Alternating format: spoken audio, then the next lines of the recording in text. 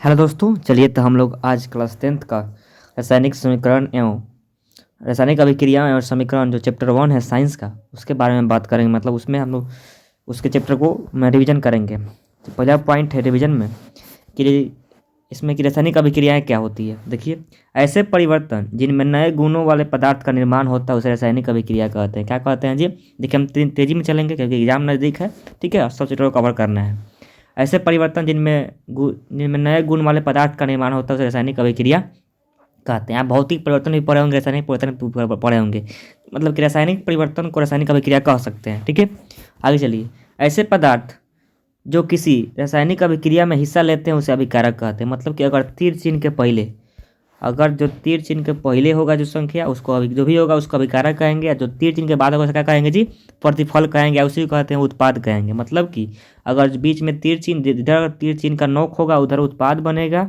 ठीक है, और इधर तीर चिन्ह का पूछ होगा उधर क्या कहेंगे? उसको अभिकारक कहेंगे। ठीक है, अभिकारक एक या एक से अधिक हो सकते हैं, उत्पाद भी एक या एक से अधिक बन सकते हैं। ठीक है, तो आपका तीसरा पॉइंट भी क्लियर हो गया कि क्या कि ऐसे पदार्थ जिनका निर्माण रासायनिक अभिक्रिया में होता है उसे उत्पाद कहते हैं। इसी को कहते हैं प्रतिफल कहते हैं। ठीक है, देखिए उदाहरण हो गया हम लोग का। आपको उदाहरण हो गया कि भोजन का पचना, श्वसन, लोहे में जंग लगना, मैग्नीशियम के फीते का जलना, दही का बनना। मतलब दूध से दही का बनना। ठीक है, कोई बात नहीं। अब देखिए, यही तो हो गया आपका परिवर्तन हो रहे हैं, रासायनिक अभिक्रिया हो रही है। तो ये बात या आप पढ़े होंगे भौतिक परिवर्तन, रासायनिक परिवर्तन। ठीक है, अब देखिए रासायनिक परिवर्तन हो रहा है तो अब कैसे पहचानेंगे कि रासायनिक अभिक्रिया हुई है? तो पहचानने की भी कंडीशन है। कंडीशन क्या है कि अवस्था में परिवर्तन हो जाएगा, उसके रंग में परिवर्तन होगा, तापमान में परिवर्तन होगा, गैस उत्सर्जन होगी। मैंने इसमें से चारों में से कोई एक भी हो सकता है या सभी हो सकता है उसमें। मैंने या कोई किसी अभिक्रिया के लिए इसमें सब कंडीशन लागू है, या कोई एक भी होगा तो समझेंगे क्या कि रासायनिक अभिक्रिया हुई है। अब देखिए, आपको एक रासायनिक अभिक्रिया कैसे प्रदर्शित करते हैं आपको ये दिखाया गया है। ठीक है, कैसे किया जाता है देखिए। यहाँ पे देखिए, इस आपको यहाँ तीर चिन्ह है बीच में। क्या है जी? बीच में क्या है? यहाँ पे तीर चिन्ह है, और इसके पहले जो लिए गए LHS और जो बाद में बन रहा है RHS। ठीक है, ठीक है, हो गया आपको ये। मतलब कि LHS हो गया और उत्पाद बन गया RHS हो गया, या इसी को कैसे दिखाया जा रहा है? ठीक है, मतलब कि LHS हो गया और ये क्या बन गया? RHS बन गया। मतलब कि अभिक्रिया के पहले अभिक्रिया के बाद क्या हो रहा है? ठीक है, मतलब कि जो अभिक्रिया से, मतलब यहाँ तीर चिन्ह के पहले है इसको कहेंगे क्या? कहेंगे अभिकारक। और जो तीर चिन्ह के बाद क्या कहेंगे जी? प्रतिफल। ये प्रतिफल हो गया, यह अभिकारक हो गया। यहाँ पे ये अभिकारक हो गया, ये क्या हो गया? प्रतिफल हो गया। ठीक है, तो जिंक का सल्फ्यूरिक अम्ल ले रहे हैं तो जिंक सल्फेट, हाइड्रोजन बाहर निकल जा रहा है, गैस। ठीक है, मतलब कि अगर धातु और अम्ल से अभिक्रिया कर रहे हैं तो कौन गैस निकलती है? हाइड्रोजन गैस निकलती है। क्वेश्चन पूछा हुआ है एग्जाम में। ठीक है, चलिए आगे चलते हैं। और सल्फ्यूरिक अम्ल का फॉर्मूला होता है H2SO4। मतलब कि आपको दिखा देगा शब्द रूप में। कौन? आपको ये जो हो गया, आपको ये शब्द रूप में लिखा गया है। किस रूप में लिखा गया है? शब्द रूप में। क्या लिखा गया है? आपको ये लिखा गया है, आपको शब्द रूप में लिखा गया है। ठीक है, अब उसी को यहाँ लिखा गया है समीकरण रूप में। ठीक है, मतलब रासायनिक अभिक्रियाएँ ये हो रही है, मतलब भाषा के रूप में लिखा गया है, और इसी को यहाँ लिखा गया है किस रूप में? शब्द रूप में। ठीक है, ध्यान रखिएगा इसको। चलिए आगे चलते हैं हम लोग। आगे क्या है? अब रासायनिक समीकरण कहते किसे हैं इसको भी जान लेंगे। ठीक है, बहुत आसान है। किसे कहते हैं? देखिए, रासायनिक अभिक्रिया कहते किसे हैं? बहुत आसान है। चलिए आइए, रासायनिक समीकरण। रासायनिक समीकरण द्वारा निरूपित की जाती है। रासायनिक अभिक्रिया में तत्वों के प्रतीक या अभिकारक और उत्पादकों के रासायनिक सूत्र उनकी भौतिक अवस्था के साथ लिखते हैं। मतलब कि रासायनिक समीकरण मतलब रासायनिक अभिक्रिया ही है, लेकिन उसी को जब हम रासायनिक अभिक्रिया समीकरण बना रहे हैं तो उसका जो तत्व होगा उसका प्रतीक लिखते हैं, जो भी तत्व होंगे, या अभिकारक हो, उत्पाद का हो, या उसका सूत्र लिखते हैं उसके भौतिक अवस्था के साथ। मतलब कि लिक्विड में है या ठोस में है या द्रवित रूप, ठोस रूप, इसे मतलब नहीं होता है। मतलब किस अवस्था में है, ठोस, द्रव, गैस, किस रूप में आप ले रहे हैं, उसको यूज कर रहे हैं अभिक्रिया में, उसको बताना पड़ता है, उसको क्वेश्चन बगल में लिखकर। ठीक है, आगे देखिए। रासायनिक अभिक्रिया में आवश्यक परिस्थिति जैसे ताप, दाब, उत्प्रेरक आदि को तीर चिन्ह के निशान के ऊपर लिखते हैं। मतलब जैसे तीर चिन्ह देते हैं ना हम लोग, जैसे हमारे तीर चिन्ह दिए, तीर चिन्ह इधर लिखते हैं उत्पाद, उसी को ये प्रतिफल, इधर लिखते हैं अभिकारक। ठीक है, लिखते हैं ना अभिकारक, तो ये अभिकारक यहाँ पहले रहना चाहिए। मतलब तीर चिन्ह के पहले लिखिए, कोई दिक्कत नहीं है, तीर चिन्ह के पहले। ठीक है, तो जो तीर चिन्ह होता है ना, तो तीर चिन्ह के ऊपर लिखना है कि आप क्या ताप की यूज कर रहे हैं, कि दाब की यूज कर रहे हैं, या उत्प्रेरक की यूज कर रहे हैं अभिक्रिया होने के लिए। ठीक है, या वहाँ उष्मा दे रहे हैं या प्रकाश दे रहे हैं, सब उस तीर के ऊपर लिखा आएगा। ठीक है, अब देखिए अगला क्वेश्चन एक एग्जाम में बहुत बनता है कि रासायनिक समीकरण रासायनिक अभिक्रिया को संतुलित क्यों किया जाता है। तो ये आपका एक नियम है द्रव्यमान संरक्षण का, उस नियम के पालन के लिए हम लोग इसका क्या करते हैं हम लोग, मतलब अगर वे नहीं करेंगे तो क्या जो नियम होगा वो गलती हो जाएगा, तो उसके लिए हम क्या करते हैं समीकरण को संतुलित करते हैं। ठीक है, देखिए रासायनिक अभिक्रिया को संतुलित करना है। द्रव्यमान संरक्षण का नियम, किसी भी अभिक्रिया में द्रव्यमान न तो निर्माण होता है और न ही मतलब कि किसी अभिक्रिया में ना ही आप द्रव्यमान को कम कर सकते हैं, ना ही उसका विनाश में ना ही आप निर्माण कर सकते हैं, ना ही उसका विनाश कर सकते हैं। मतलब कि जितना आप अभिकारक का द्रव्यमान होगा उतना ही क्या आपका जो प्रतिफल बन रहा है उसका द्रव्यमान होना चाहिए। ठीक है, तो वो नहीं होता है, उसी का करते हैं उसको हम बैलेंस कर लेते हैं। ठीक है, अब देखिए इसके लिए हीट एंड ट्रायल मेथड है संतुलित करने के लिए। ठीक है, तो देखिए एक आपको अभिक्रिया दिया गया है, देखिए यहाँ पे चरणबद्ध लिखा गया है अभिक्रिया, कर रहा है कि इस अनेक अभिक्रिया लिख कर प्रत्येक सूत्र को इस बॉक्स में बना लीजिए। मतलब कि रासायनिक समीकरण लिखना है और प्रत्येक को क्या करना है बॉक्स में बनाना है। लेकिन अब ऑब्जेक्टिव में अगर सिंपल गिन लेते हैं हम लोग, ठीक है, इतना ताम धाम नहीं करते हैं। ठीक है, चरण 1 हो गया। चरण 2 का करते हैं कि देखिए ये LHS हो गया, मतलब LHS वाले की तरफ इधर ये अभिकारक हो गए दोनों, ये दोनों का हो गए अभिकारक, ये का हो गया जी प्रतिफल। ठीक है, तो यहाँ Fe कौगो है एगो लिख दिए, H कौगो है दूगो लिख दिए, O कौगो है एगो लिख दिए। ठीक है, उत्पाद में कितने हैं तो Fe 3 गो है यहाँ पे, O कितने हैं आपको O 4 गो है, H कितना है 2 गो है उत्पाद में। ठीक है, इसको दोनों तरफ लिख लिए। अब देखिए इसको बैलेंसिंग करेंगे, क्या करेंगे जी बैलेंसिंग करेंगे। तो बैलेंसिंग करने के लिए कहा है कि इधर एक गो है तो यहाँ 3 गो करना पे, तब देखो यहाँ 3 गो है तो यहाँ 2 गो कर देंगे। ठीक है, देखिए नीचे किया गया होगा, आगे बैलेंसिंग किया गया है। देखिए यहाँ सबसे चरण 3 क्या कह रहा है, चरण 3 में कह रहा है कि सबसे अधिक परमाणु वाले तत्व को अभिकारक एवं उत्पाद की साइड अनुचित गुणांक लगाकर संतुलित करते हैं। मतलब कि जो सबसे अधिक होगा उसके तरफ। ठीक है, तो देखिए यहाँ पे इधर कितना H कितना है 4 गो है, O 4 गो है, तो यहाँ पर देखिए यहाँ 4 लगा दिए हम, तब 4 लगाए। ठीक है, 4 लगाए तो ये कितना हो गया H हो गया 8 गो, तो ठीक है यहाँ 2 गो है H।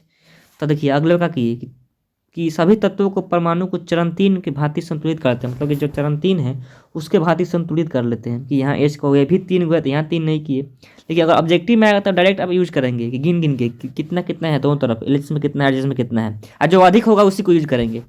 देखिए यहाँ 3 कर दिए Fe, तो यहाँ 3 गो Fe है। ठीक है, 3 Fe है ना, यहाँ 3 गो Fe हुआ, तो देखिए यहाँ 4 कर दिए तो 8 हो ये गया, दोनों तरफ संतुलित हो गया। मतलब कि अभिक्रियाएं क्या हो गई संतुलित हो गई। मतलब कि अगर दोनों तरफ परमाणुओं की संख्या समान हो गया तो समीकरण क्या है संतुलित है। इस तरह क्वेश्चन पूछता है कि निम्न में से कौन संतुलित है समीकरण ऑब्जेक्टिव में देकर, तो आप ध्यान रखिएगा वहाँ पे दोनों तरफ अगर परमाणुओं की संख्या समान है तो क्या है जी वो आपका क्या है आपका समीकरण क्या है संतुलित है। ठीक है, और भौतिक अवस्था को भी दिखा देते हैं चरण 3 में। मतलब कि भौतिक अवस्था के रूप में लेते हैं कि लिक्विड लिए थे कि ठोस लिए थे, कार्य किस रूप में लिए थे, अभिक्रिया के बाद क्या बना। ठीक है, देखिए यहाँ पे ठोस के लिए दिखाते हैं एस का दिखाते हैं जी, ठोस के लिए दिखा देते हैं एस।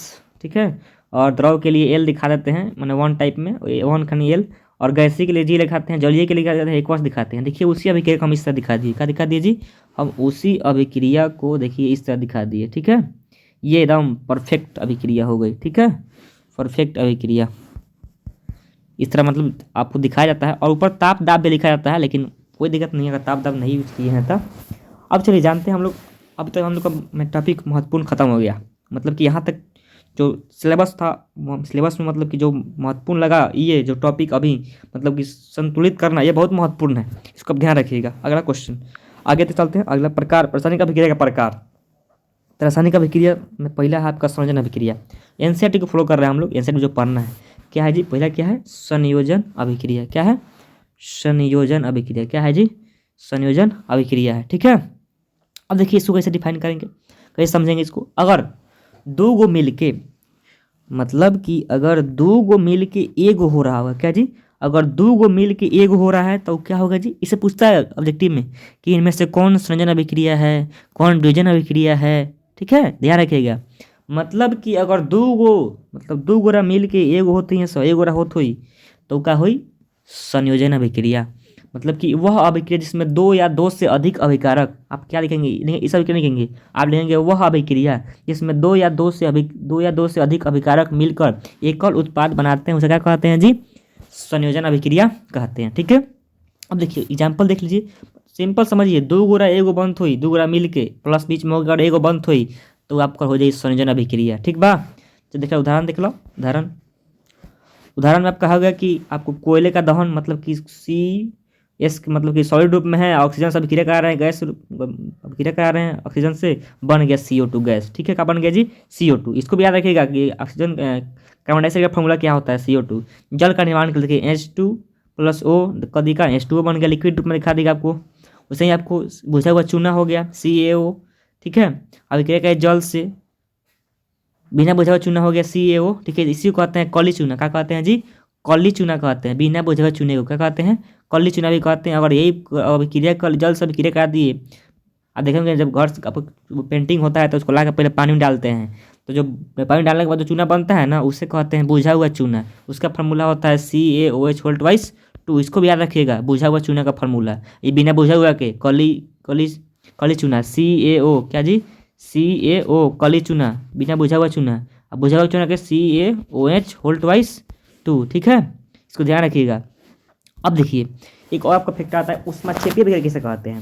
देखिए क्या होगा इसमें, ध्यान रखिएगा, इसको समझिए, समझाते हैं आपको कि जिस अभिक्रिया के होने के लिए, जिसमें अगर कोई अभिक्रिया हो रही है, मैं दो तत्व ली, अगर अभिक्रिया नहीं हो रही है और उसमें अगर ऊष्मा दे रहे हैं, ऊष्मा उसमें यूज कर रहे हैं, तब अभिक्रिया हो जा रही है तो होगा ऊष्माक्षेपी। और जिससे अभिक्रिया होकर ऊष्मा निकलेगा, अगर जिसमें दे रहे हैं अभिक्रिया में ऊष्मा दे रहे हैं तो वो हो जाएगा आपका ऊष्मा शोषी। और जिससे ऊष्मा निकल रहा है उसमें उसको क्या कहेंगे जी?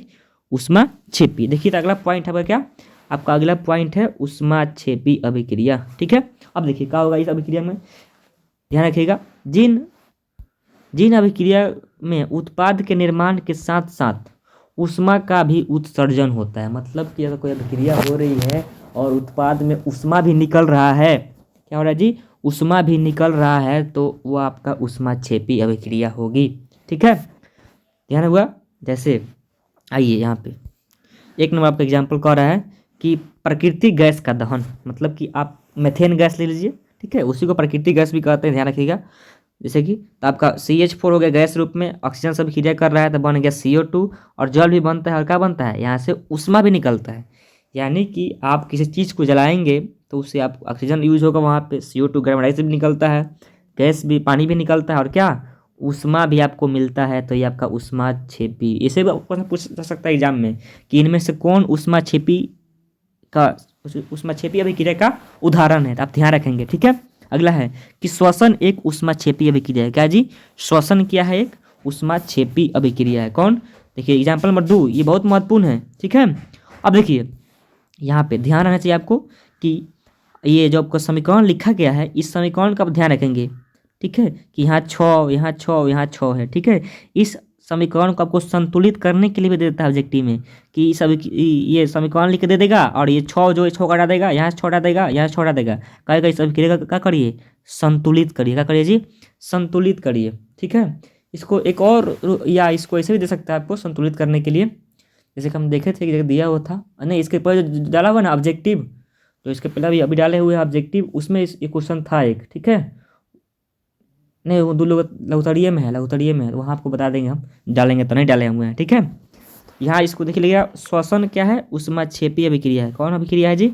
ऊष्माक्षेपी अभिक्रिया। ये ध्यान रखिएगा, इस समीकरण को भी ध्यान रखिएगा। समीकरण आता है एग्जाम में, या लिखने के दे देगा 2 नंबरिया में, या आपको उल्टा दे देगा कि जैसे कि CO2 H2 और ऊष्मा निकलता है जब क्रिया होगी तो ग्लूकोज के साथ, ये दिखाइए। ठीक है, आगे देखिए, आगे चलते हैं, याद रखिएगा। अब आइए वियोजन अभिक्रिया। ये भी बहुत आसान है, कोई ज़्यादा हार्ड नहीं है। देखिए इसका उल्टा है, जस्ट संयोजन अभिक्रिया का जस्ट क्या है जी? उल्टा है। इसको अपघटन अभिक्रिया भी कहते हैं। ठीक है, तो देखिए इसमें क्या होता है, इसमें एक गोरा टूट के क्या होता है जी? 2 गो बन जाता है। मतलब कि एक गो होगा और टूट के क्या होगा? बीच से 2 गो बन गया। मतलब कि पहले से ठीक ठाक था, दोनों एक थे, टूट के क्या हो गए? दोनों अलग अलग हो गए। मतलब एक गो से 2 गो बन गया, तो मतलब कि वियोजन अभिक्रिया। ठीक है, अब देखिए अब कैसे लिखेंगे इस परिभाषा को? लिखेंगे इस अभिक्रिया में एकल अभिकारक टूटकर 2 या 2 से अधिक उत्पाद बनाते हैं, उसे क्या कहते हैं? वियोजन अभिक्रिया कहते हैं। अब देखिए इसको अब वियोजित करने के लिए आपको ऊष्मा की भी जरूरत होगी। क्या होगी जी? अगर ऊष्मा की जरूरत हो रही है उसको अलग अलग करने के लिए, तो उसमें कह देंगे क्या? उसको क्या कह देंगे? ऊष्मीय वियोजन। मतलब कि अगर जिस वियोजन अभिक्रिया में आपको ऊष्मा देना पड़े वियोजन करने के लिए, उसे क्या कह देंगे जी? आप ऊष्मीय वियोजन कह देंगे। ठीक है, आइए इसका एग्जाम्पल देख लीजिए। एग्जाम्पल एग्जाम्पल देख लीजिए, बहुत महत्वपूर्ण है कि आपको FeSO4 मैंने फेरस सल्फेट, क्या जी, FeSO4 मतलब फेरस सल्फेट जिसका रंग हरा होता है। ये भी ध्यान रखना है कि रंग कैसा होता है, रंग कैसा होता है, ठीक है, हरा रंग होता है फेरस सल्फेट का, ये भी देता है एग्जाम में कैसा रंग होता है, ध्यान रखिएगा। अब देखिए आगे, तो इसमें उष्मा दे रहे हैं, इसमें अब क्रिया नहीं टूट रहा है, सॉलिड रूप में है तो इसको उष्मा दिए मतलब जला रहे हैं इसको, तो आपको FeSO3 और क्या SO2 और SO3 बन जाएगा। मतलब कि आपको ये फेरिक ऑक्साइड बन गया, क्या बन गया जी, फेरिक ऑक्साइड, और इसका रंग होता है भूरा। कैसा रंग होता है इसका जी, इसका रंग होता है भूरा। कैसा रंग होता है इसका, इसका रंग होता है भूरा। ये भी ध्यान रखिएगा, एग्जाम में आएगा जरूर। आगे देखिए अगला एग्जाम्पल आसान ही है, बहुत ज़्यादा आसान हार्ड कोई एग्जाम्पल नहीं है। दूसरा चूना पत्थर वाला, कि चूना पत्थर CaCO3, याद रखिएगा क्या जी, चूना पत्थर के CO3 फार्मूला होता है CaCO3। तो उष्मा दिए तो बन गया CaO, इसे कहते हैं कली चूना। क्या कहते हैं इसे, कली चूना कहते हैं, या बुझा हुआ चूना कहते हैं, बिना बुझा हुआ चूना कहते हैं, क्या कहते हैं, बिना बुझा हुआ चूना। आई कहा जी CO2 क्या है, कार्बन डाइऑक्साइड, और ये तो बिना बुझा हुआ चूना हो गया, तो बुझा हुआ क्या होता है, तो CaOH2, ई हो गया बुझा हुआ के, ई हो गया बिना बुझा हुआ के, ठीक है, ई हो गया चूना पत्थर के, ऐसे कहते हैं संगमरमर के, ठीक है। अब देखिए इसमें एक आप पढ़ लिए उष्मीय वियोजन, एक है वैद्युत वियोजन, मतलब उष्मा दे के कर रहे हैं वियोजन तो उष्मीय वियोजन।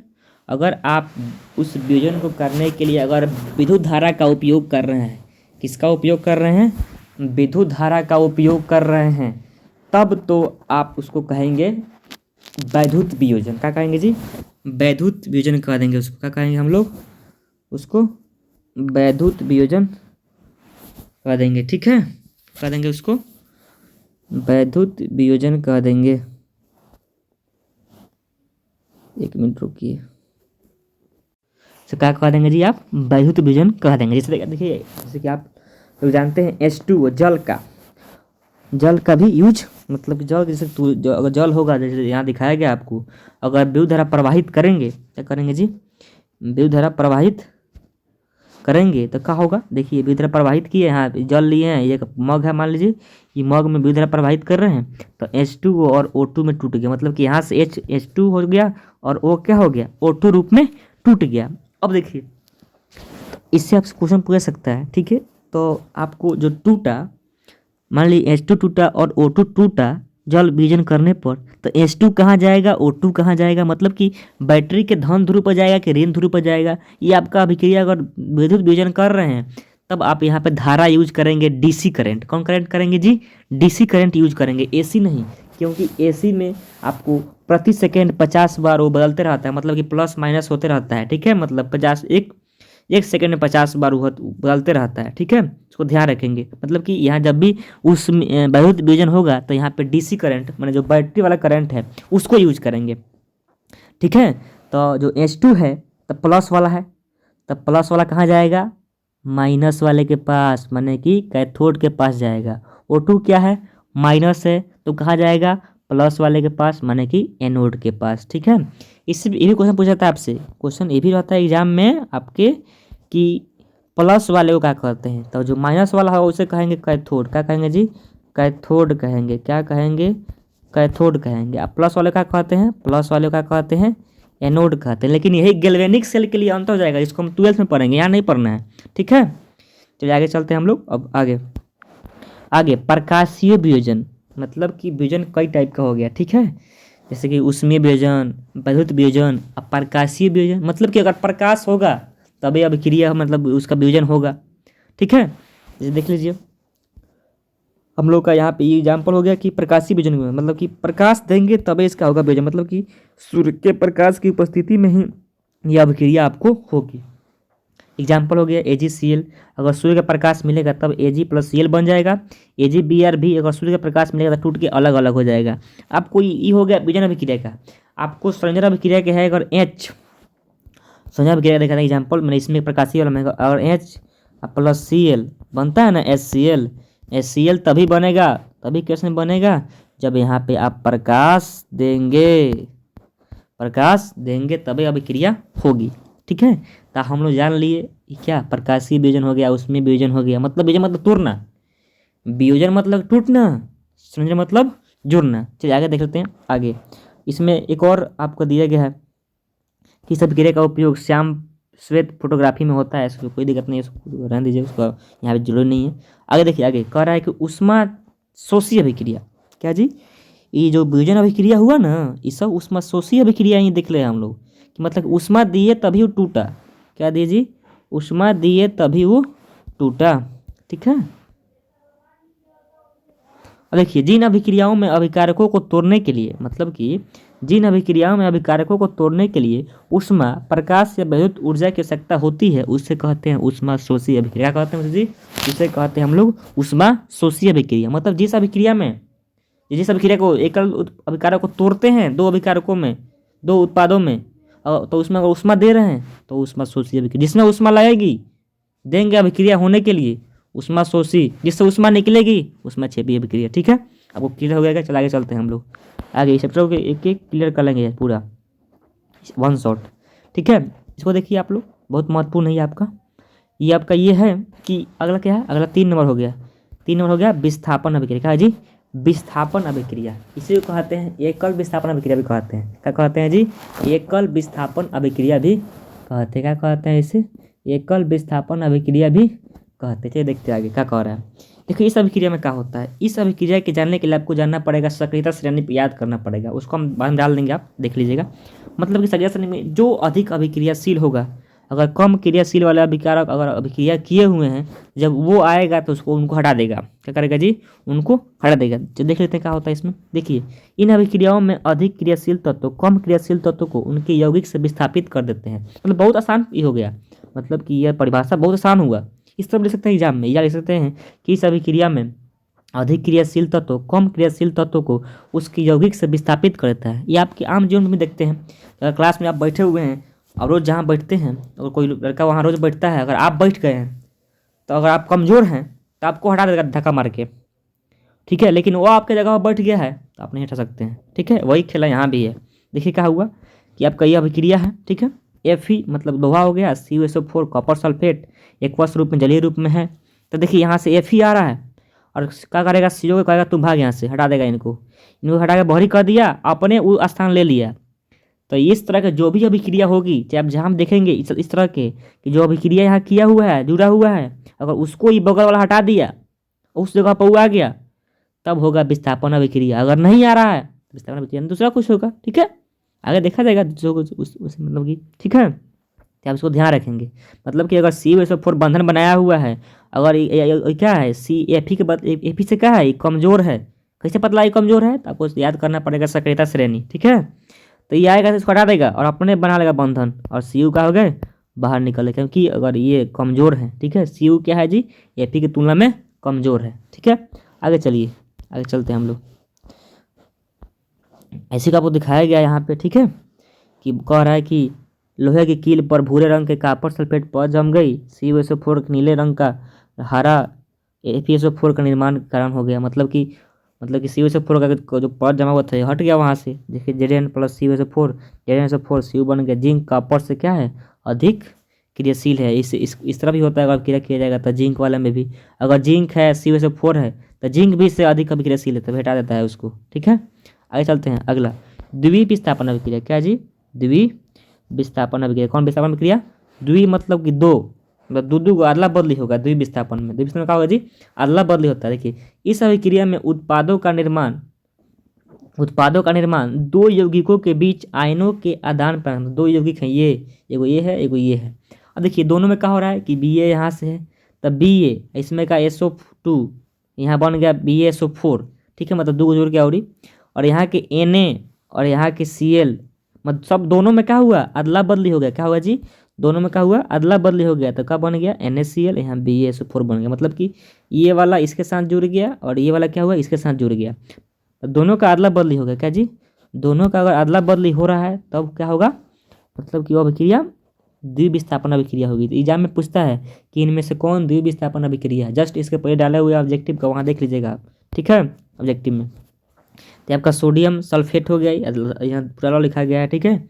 यहाँ BaCl2 बेरियम क्लोराइड हो गया, यहाँ BaSO4 बेरियम सल्फेट हो गया, आधा लौट आएगा यहाँ पे, और NaCl सोडियम क्लोराइड हो गया, नमक हो गया, ठीक है।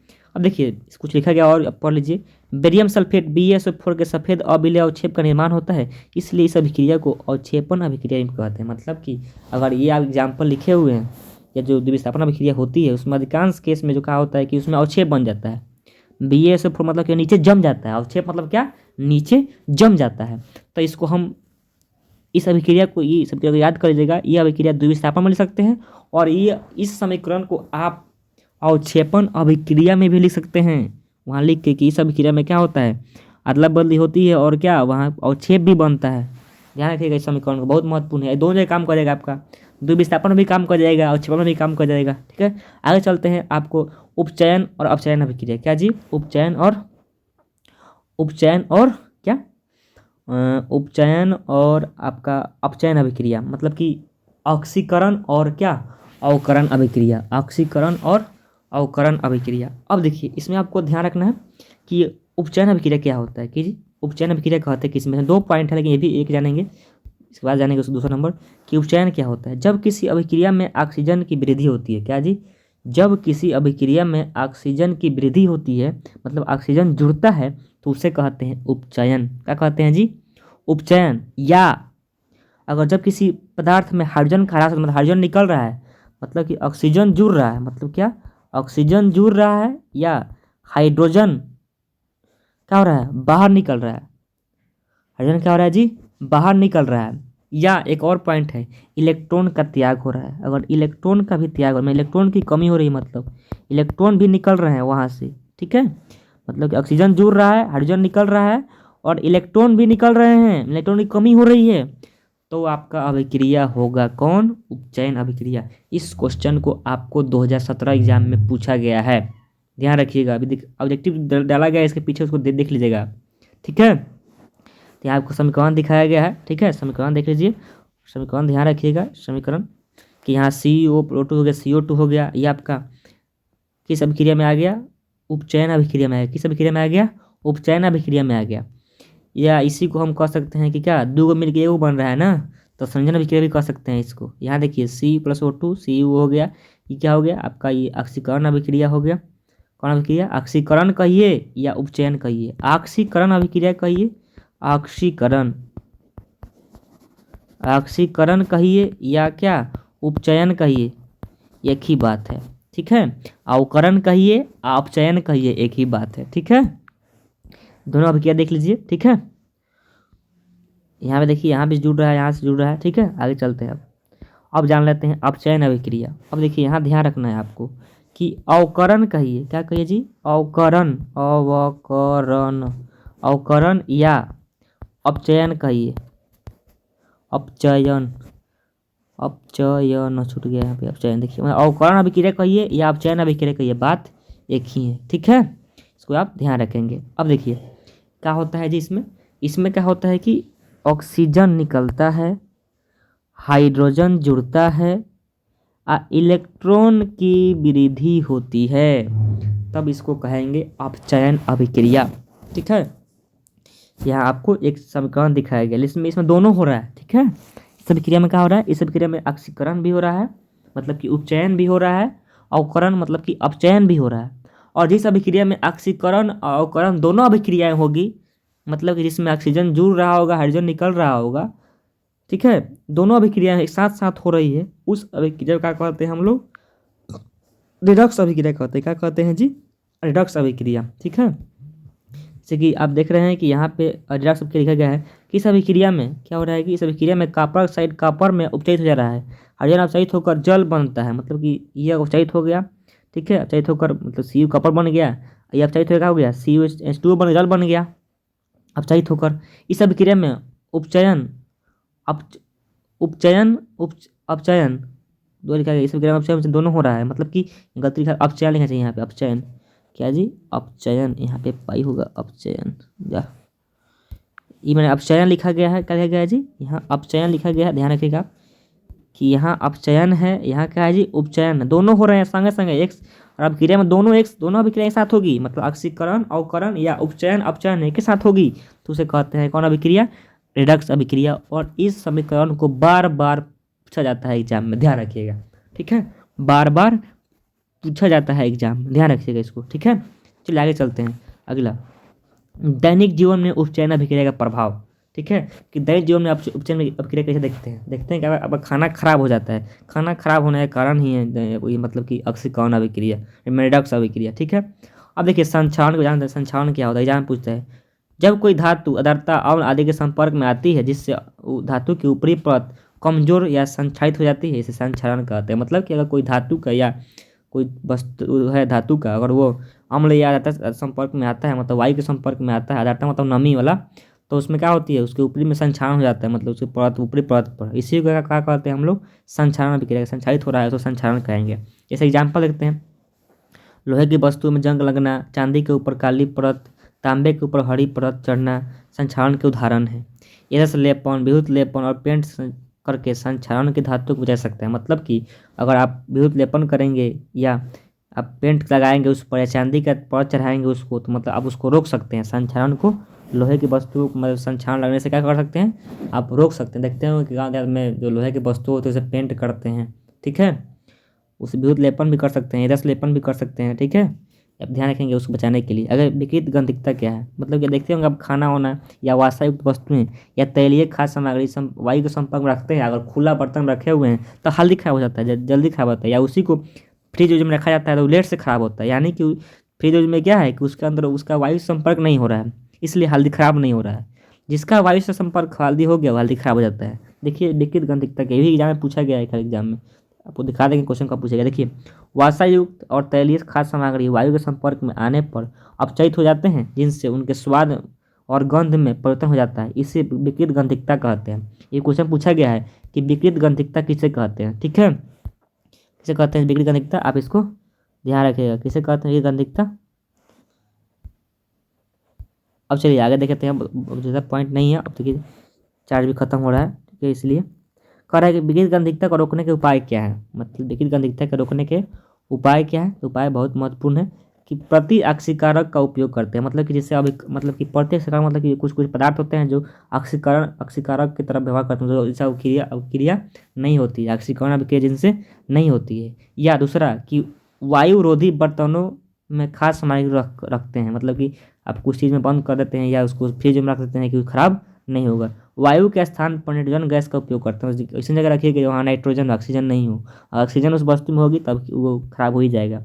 शीतलन द्वारा करते हैं, मतलब कि वहाँ पे नमी युक्त नहीं रखते हैं, वहाँ पे नमी वस्तु वहाँ पे नहीं रहती है, मतलब कि नमी की मात्रा अगर वहाँ होगी तो अभिक्रिया होगा और ख़राब हो जाएगा, वायु की मात्रा होगी तब अभिक्रिया खराब हो जाएगा। मतलब कि उसको उस जगह नहीं रखना है, नाइट्रोजन युक्त स्थान जगह रखना है। इससे क्वेश्चन पूछा जाता है आपसे, सब क्वेश्चन पूछा जाता है ये भी कि मतलब कि कुरकुरे के पैकेट में क्या भरा रहता है, तो नाइट्रोजन गैस भरा रहता है, ठीक है। तो जय हिंद, वीडियो को ज़्यादा शेयर करेंगे। ये आपका एक वीडियो हो गया, मतलब कि एक चैप्टर खत्म हो